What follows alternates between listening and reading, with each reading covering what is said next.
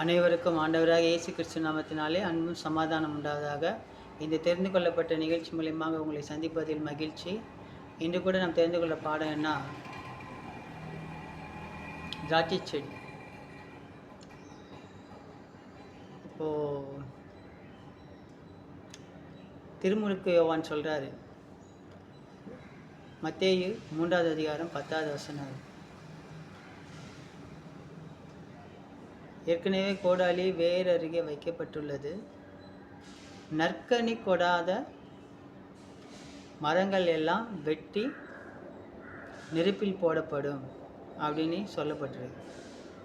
திருமுழுக்கு யோவான் சொல்றாரு, நற்கனி தராத மரங்கள் எல்லாம் வெட்டுண்டு நெருப்பினில் போடப்படும். கோடரி ஏற்கனவே வேர் அருகே வைக்கப்பட்டது. இப்போ இது யாருக்கு சொல்கிறாருன்னா, தன்னுக்கிட்ட அந்த பரிசெய்ய சதிசெய்ய ஞானஸ்நானத்துக்கு வராங்களா அவங்கள பார்த்து சொல்கிறாரு.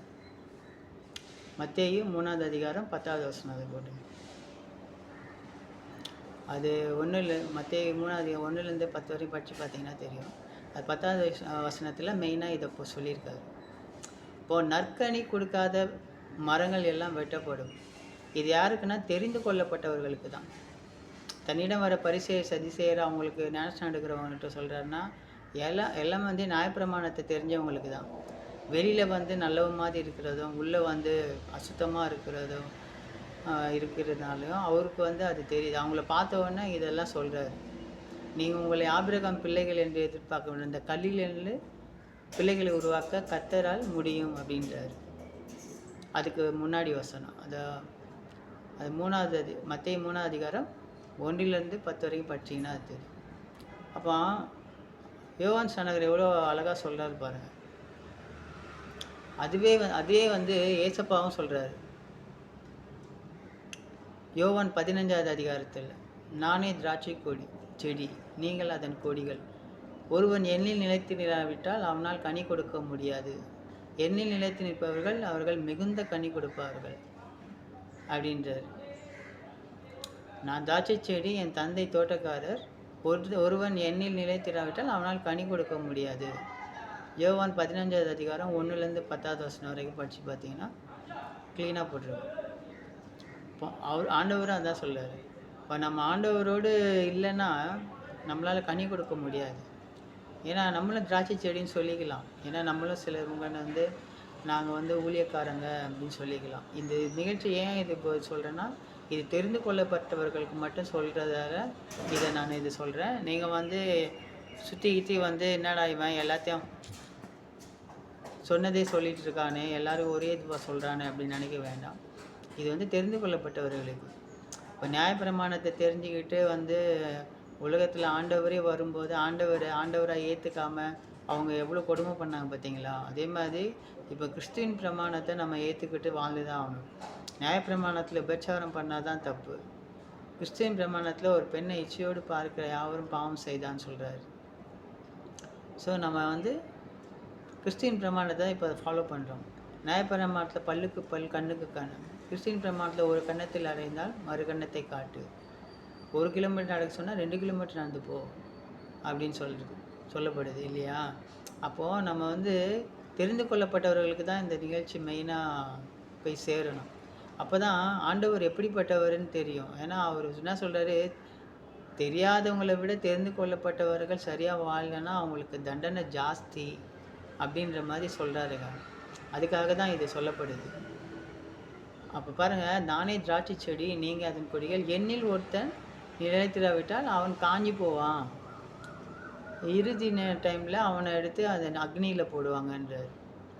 அங்கே திருமுழுக்கு யோவான் வந்து மத்தேயு 3வது அதிகாரம் 10வது வசனத்தில், வேறருகே கோடாலி வைக்கப்பட்டது, நற்கனி கொடுக்காத எவனும் வெட்டப்பண்டு அக்னியில் போடப்படுவான்னு போடுது.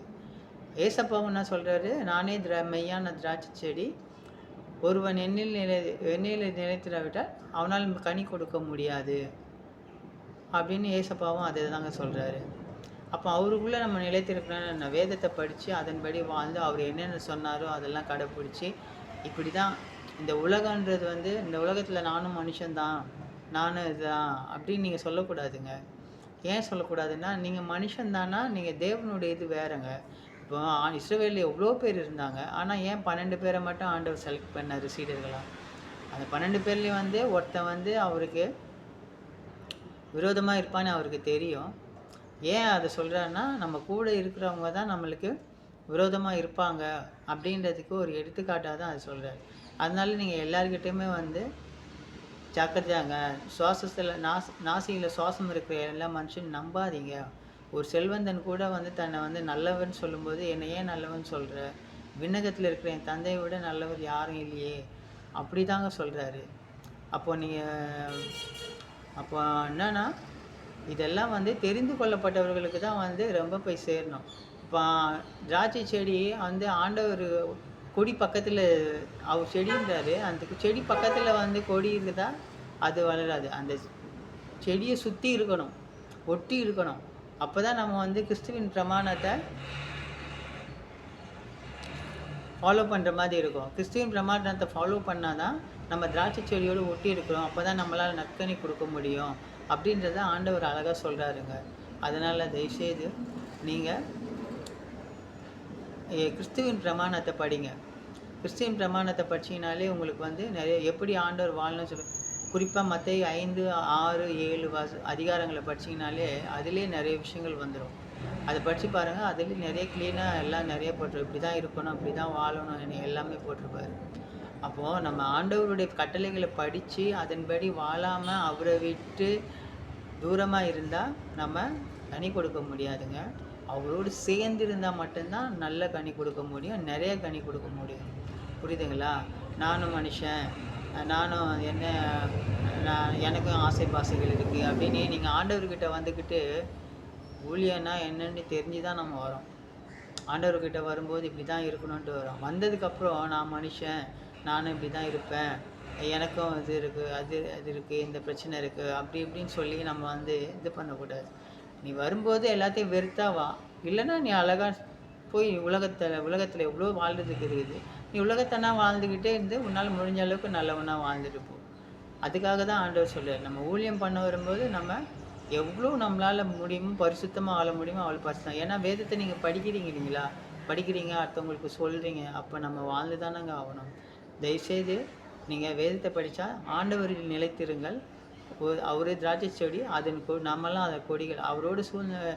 அவரோடு ஒட்டி இருந்தால் மட்டும்தான் நம்மளால் கனி கொடுக்க முடியும். இது அந்த தெரிந்து கொள்ளப்பட்ட நிகழ்ச்சி மூலமாக உங்களை சந்தித்ததில் மகிழ்ச்சி. உங்களுக்கு அன்பும் சமாதானம் உண்டாவதாக. இதை பார்த்து கொண்டிருக்க நீங்கள் கர்த்தரால் ஆசீர்வதிக்கப்பட்டவர்கள். ஆமென்.